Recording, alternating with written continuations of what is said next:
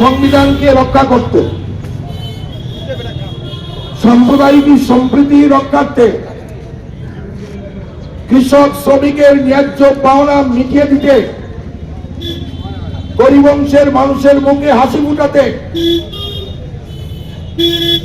এই ধর্মান্ধ বিজেপির বিরুদ্ধে গোটা ভারতবর্ষে বিজেপি বিরোধী 27টা রাজনৈতিক দল আমরা এক মঞ্চে একত্রিত হয়েছি দেশের সংবিধানকে রক্ষা করার জন্য, দেশের গণতন্ত্রকে রক্ষা করার জন্য।